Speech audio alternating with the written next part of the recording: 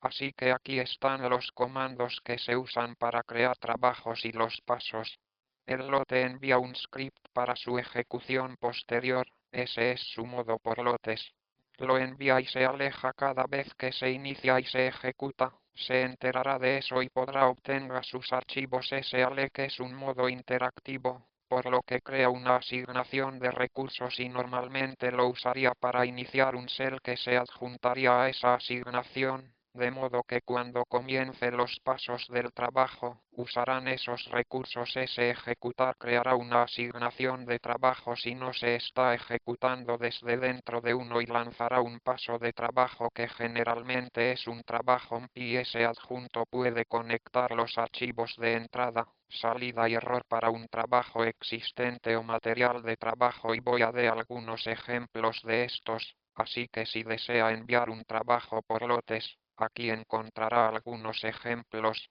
El primero. Quiero ejecutar una tarea. Quería que tuviera un límite de tiempo de 10 minutos y el nombre del autor del script que quiero. Ejecute su proceso de subrayado previo y volverá con un mensaje de error indicando que algo malo sucedió, o dirá: envío un trabajo por lotes y le doy un ID de trabajo. El siguiente ejemplo tiene un trabajo por lotes enviado que necesita 128 tareas y se ejecutará durante 60 minutos y depende del trabajo anterior. Hay una identificación de trabajo de Pinochle allí. El último es un trabajo para postprocesamiento que utiliza una tarea y tiene un tiempo de 30 minutos y depende de su rango de finalización. Aquí está un ejemplo en el que está creando una solicitud de empleo para dos tareas y ejecutando algo en esa asignación en una sola operación, por lo que ejecutar y tareas etiqueta solo significa bolígrafos libres en cada línea de salida, el id de la tarea y enlazadas y luego dos puntos, y en este caso solo estamos ejecutando el nombre de host, por lo que se ejecutan dos tareas que imprimen el nombre de host y están asignadas en el mismo nodo en este ejemplo. El siguiente ejemplo le muestra si desea ejecutar en dos enteros. Los nodos obtienen acceso exclusivo a todos los nodos y la salida se ve prácticamente igual, excepto que su salida proviene de dos nodos diferentes que simplemente se desviaron. Ni un nodo y las otras tareas se ejecutan en una nota diferente. El siguiente ejemplo es un modo de operación interactivo en el que ejecute ese alloc para crear una asignación. En este caso estoy solicitando recursos para ejecutar 8 tareas durante un periodo de 10 minutos y esperará hasta que esos recursos estén disponibles, y una vez que esos recursos estén disponibles, iniciará el programa. En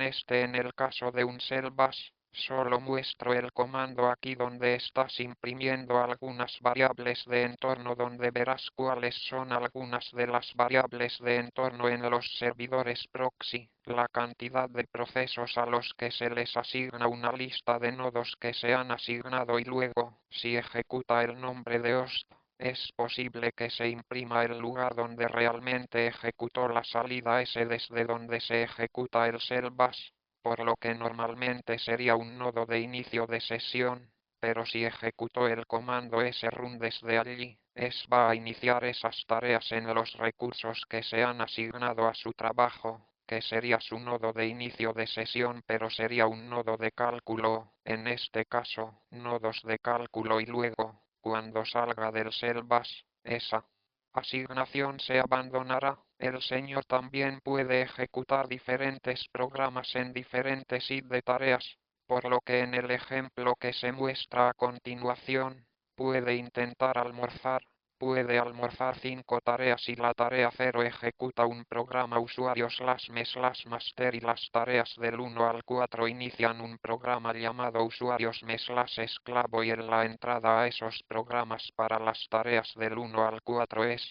el rango es igual a cualquier idea de la tarea. De todos modos, Slurp admite muchas implementaciones y diferentes y hay docenas de ellas disponibles. Muchos usos se ejecutan para iniciar la tarea directamente, por lo que solo ejecutaría el número de las tareas y su ejecutable. Algunos tipos de MPI dependen de la ejecución de MPI o de alguna otra herramienta para observar el TAS y normalmente usarían las variables de entorno Slurm que les mostré hace un par de diapositivas para determinar qué recursos se supone que deben usar y hay varias páginas de información que detallan cómo se utilizan las diferentes implementaciones de MPI aprenden en el sitio web que se muestra allí.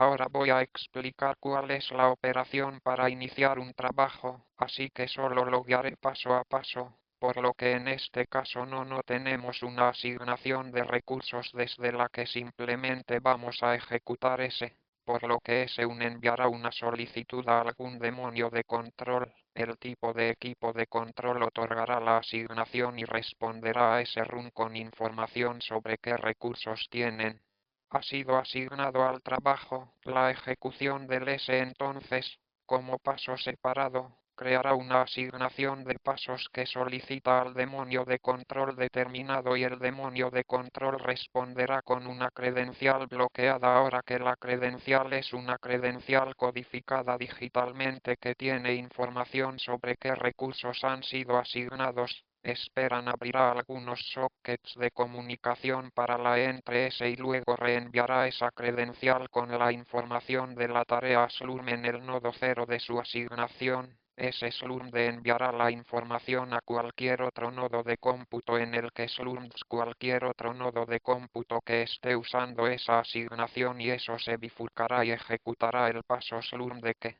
como dije, es el pastor para los pasos del trabajo que se conectará al interruptor de enchufe S1 abierto para el IO y lanzó las tareas cuando el trabajo completa la ejecución. Tiene que completar el paso de Slurm.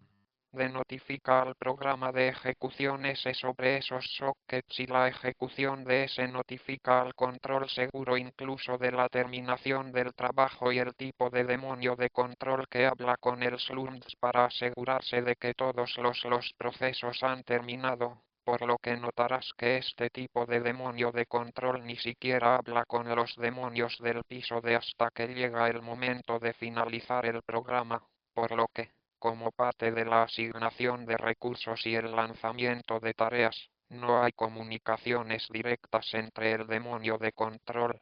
En el barrio bajo, la credencial es lo que a menudo se utiliza para autenticar la asignación de recursos.